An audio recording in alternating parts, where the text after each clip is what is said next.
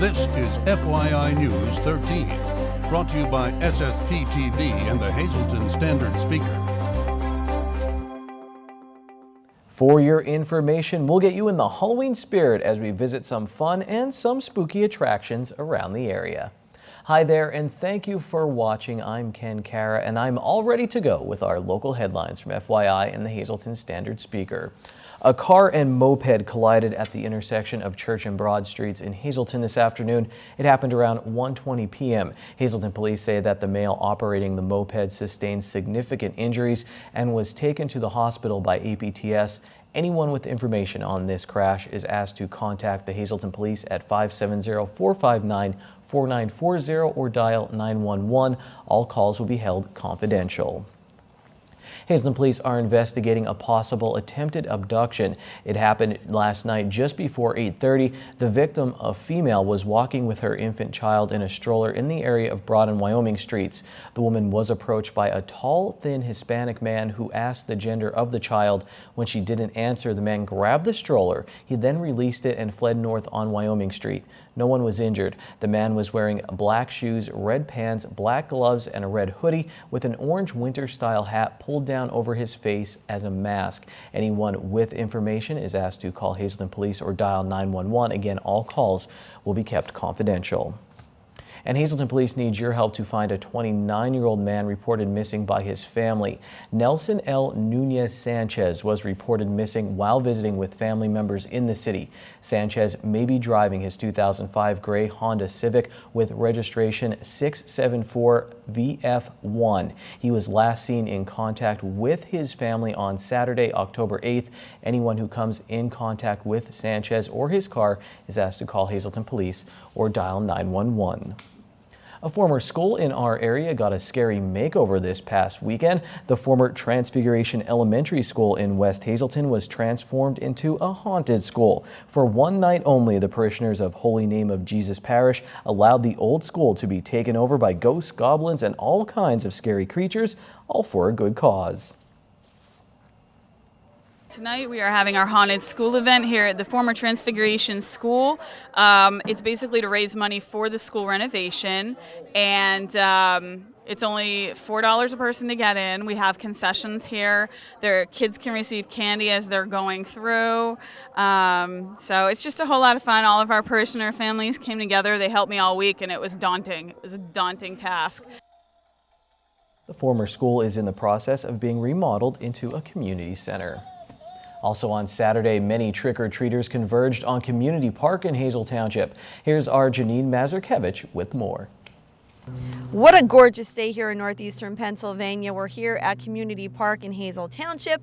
We are celebrating with all the kiddos here for the Halloween season. We are with Joe Galata, and he is the president of the Hazel Township Rec Committee. So thank you for having us here. You're going to be putting on a great event here for the kids, and you do a lot to support this community. We try to keep the kids active. There's so much to do here, but I don't think half of the people know it's even here.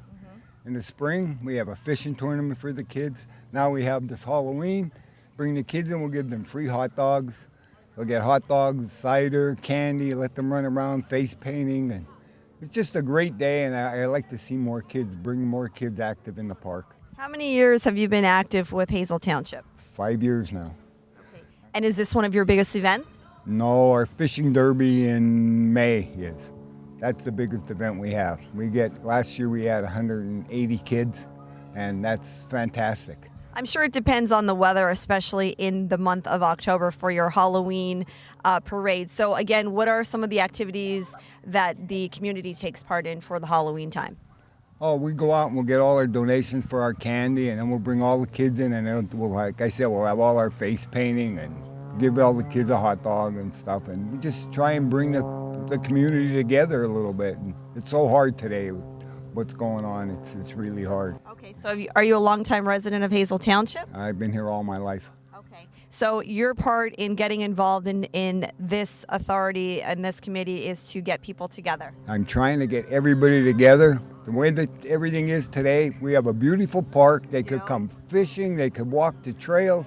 They could play in the park, they could run around, they could have a good time. All right, we want people to take advantage of this. So how can they participate with the community? How do they get involved? Hazel Township especially, listen up right now.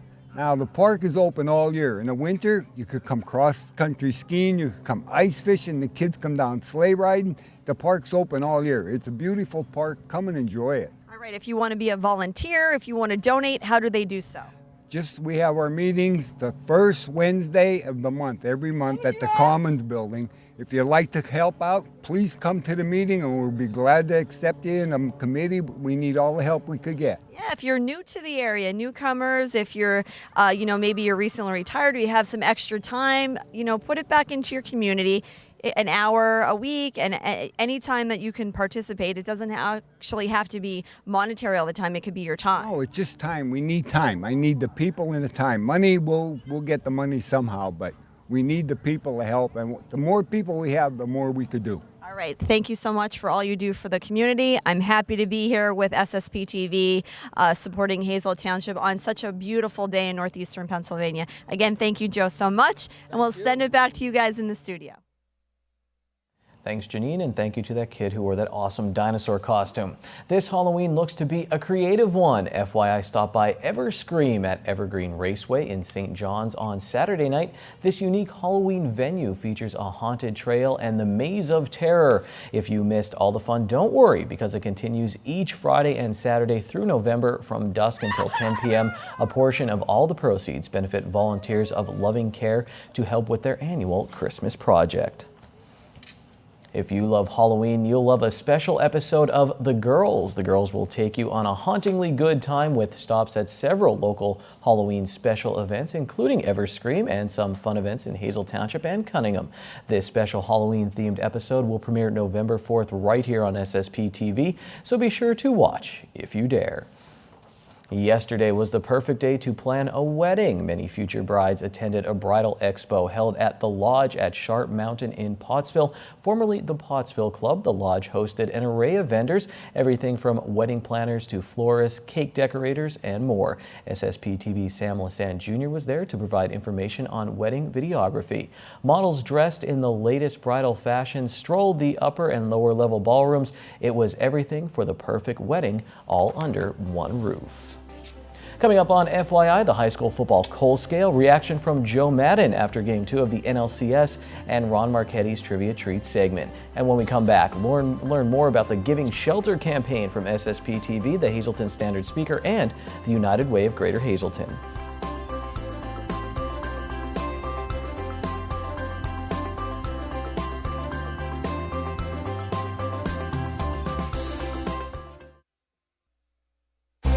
This is FYI News 13, brought to you by SSPTV and the Hazleton Standard Speaker.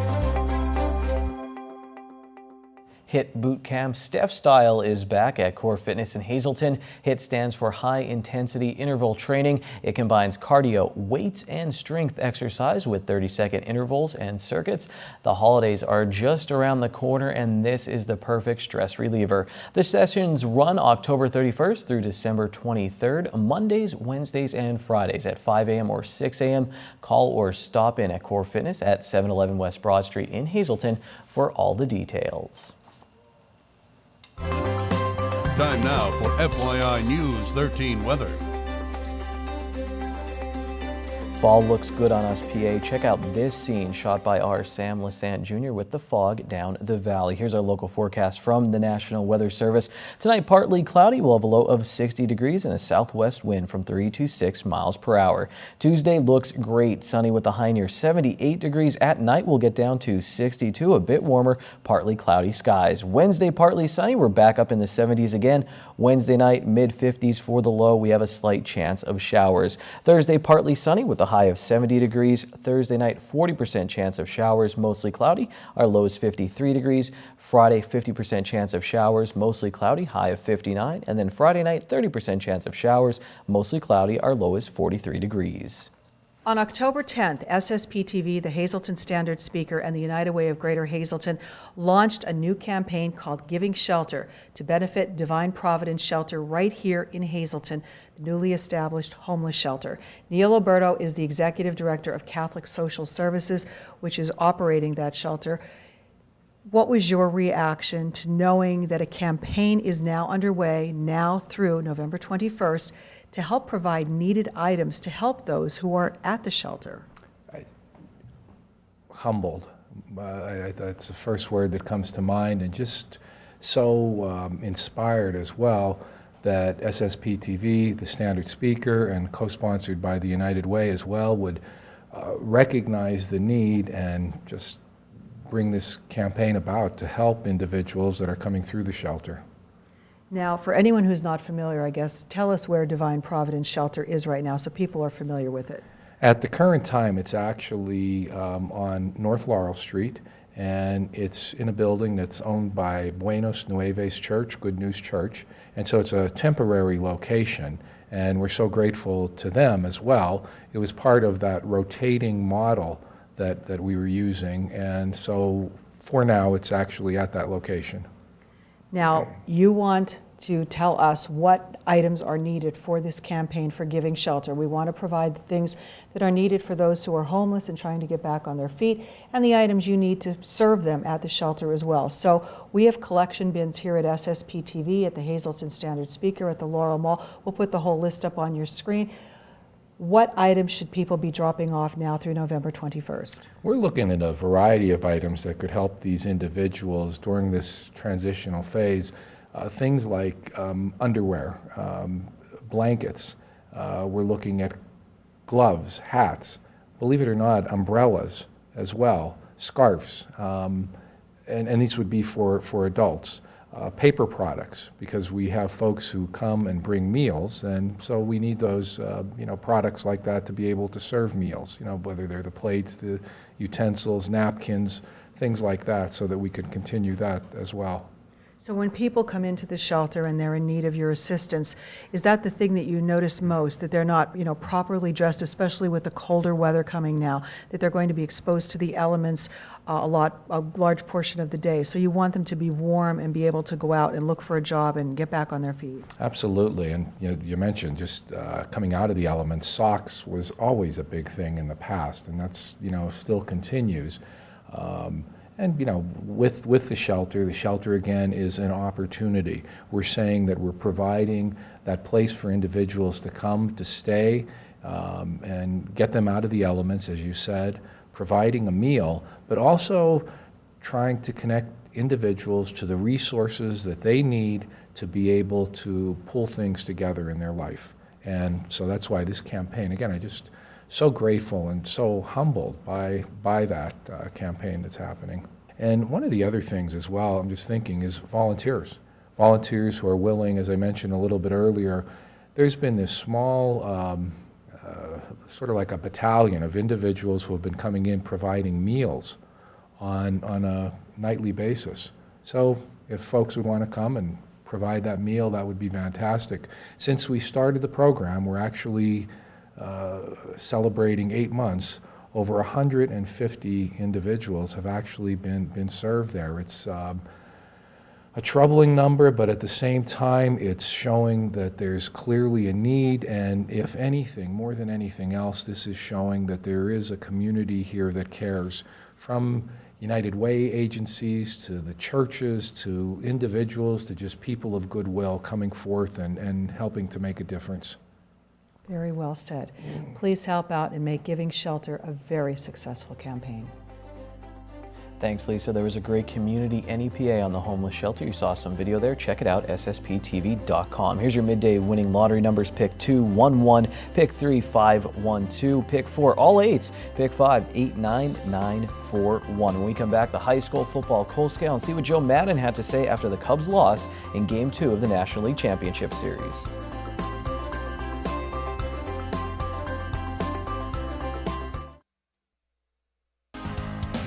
This is FYI News 13 Sports.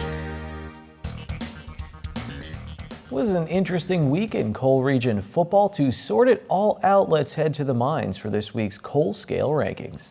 The lignite grade is for teams looking for a spark. Hazleton area is trending upward after grabbing their first win of the season over Donegal.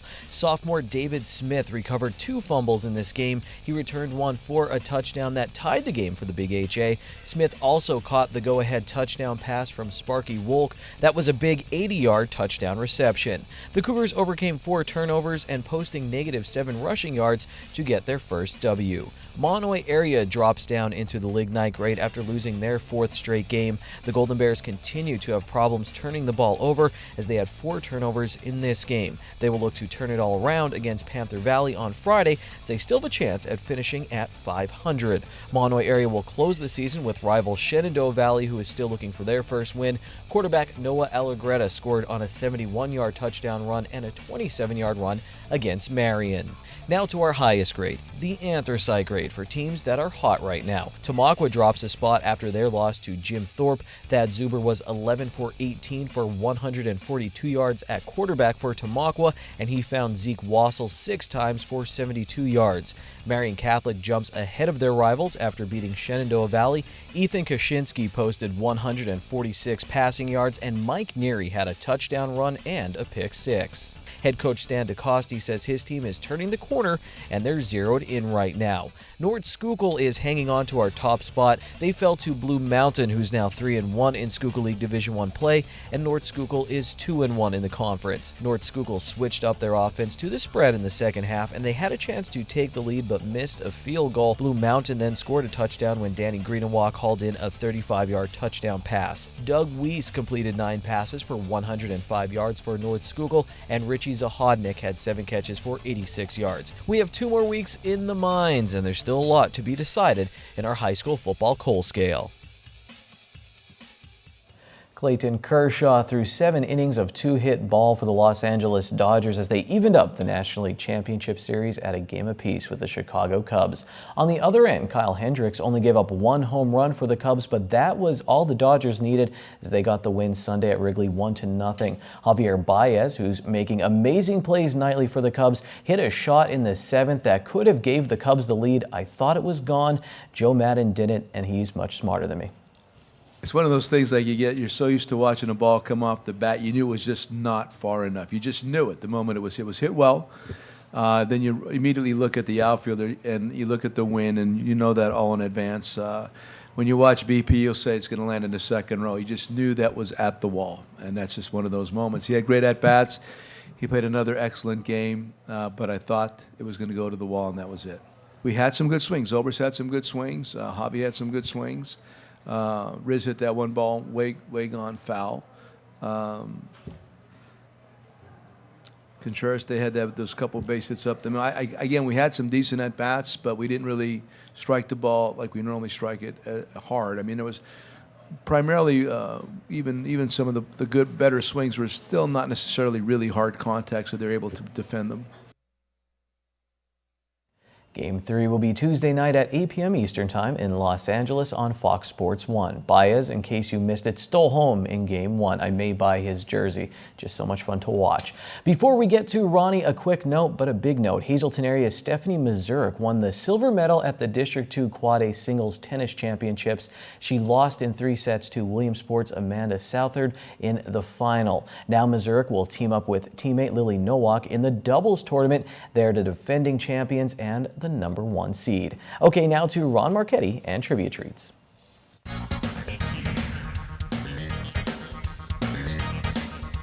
Oh no, oh yes, oh my.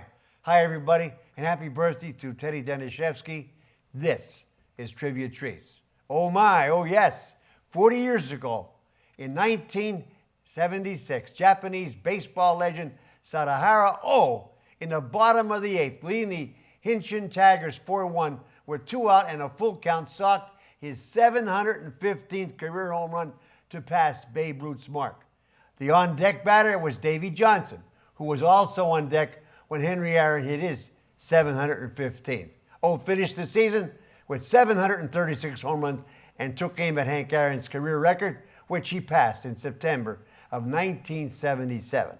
Also on this day, in 2001, exactly 15 years ago, New York Yankees shortstop Derek Jeter backed up an errant relay throw down the first baseline and flipped the ball to Jorge Posada to cut down Oakland's A's Jeremy Giambi as the potential tying run in the 7th inning of Game 3 of the ALDS. Trailing 2-0 in that series, the flip will be remembered as one of the best defensive plays in postseason history.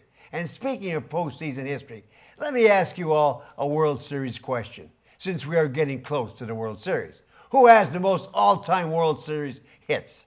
I'll give you a hint. 8 of the first 10 are Yankees, only because they played in more World Series than any other team.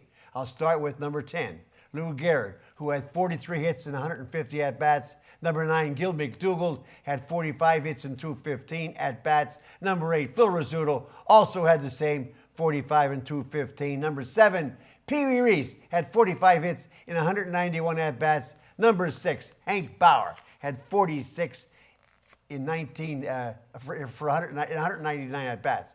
Number 5, Derek Jeter, had 50 in 173 at-bats. Number 4, Joe DiMaggio, had 54 in 220. Number 3, Frankie Frisch, had 58 in 216. Number 2, Mickey Mantle, had 59 hits in 273 at-bats. 18 of them were home runs, still the most in World Series history. And the answer to the question, who is the all-time series hit leader? Number 1, Yogi Berra, had 71 hits in 295 at-bats. After all, Yogi played in 13 World Series while winning 10 of them. Why not? One more quiz. Who was the first manager to guide 4 franchises into Major League postseason? I'll give you 2 seconds. Answer, Billy Martin with the Twins, Tigers, A's, and Yankees. See you Friday. Till then, be a good sport and stay loose. Mondays can be a big headache. Well, cheer up with Bottleneck's Little Neck Clam Special, $1.95 a dozen in melted butter. Good evening, everyone, and here's tonight's Talk of the Town report. First tonight, Holy Trinity Orthodox Church, 223 South Kennedy Drive in McAdoo, be holding a pierogi and halushki sale Friday, October 21st from 10 a.m. to 5:30. Please call ahead to secure your order, 570-929-2179. Our next announcement, Tresco Hosey will be holding a pasta dinner fundraiser for the American Cancer Society. The event will be held Sunday, October 23rd from noon to 5 p.m. Walk-ins are welcome. Takeout is available. Costs $8 for adults and $5 for children. Also be having tricky trays and a 50-50 raffle. All proceeds benefit the telethon.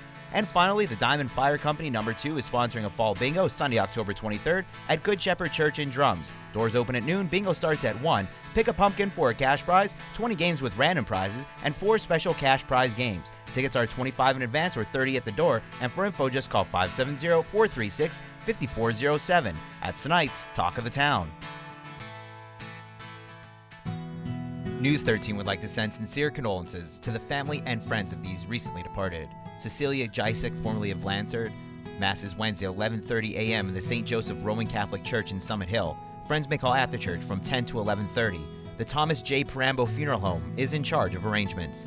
John Adam Kalinowski of Sugarloaf Township. Mass is Wednesday at 11 a.m. in the St. John Bosco Parish. Friends may call Wednesday from 10 to 11 a.m. The Cropton Hughes Funeral Home is assisting the family with the arrangements. And Rocco A. Calisordo of Drums. Arrangements will be announced by the Harmon Funeral Home.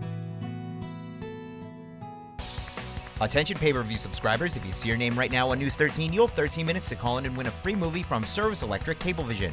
Our winner tonight is Frank Wills Sr. of Hazleton. Frank, if you're watching, give us a call, 570-455-7267, extension 104. All new Out of Left Field tonight at 8 p.m. Watch it, then let us know what you think on Facebook, like our SSPTV page. That's it. See you tomorrow. Take it easy, everyone.